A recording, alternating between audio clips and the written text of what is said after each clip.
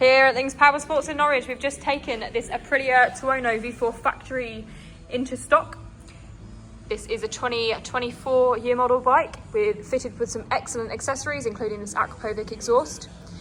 The bike also has EvoTech levers, as well as the standards available. Bike has done 9,200 miles and has got some great service history. It's had a full pre-delivery inspection at our workshop here at Links Power Sports in Norwich. Let's give it a listen.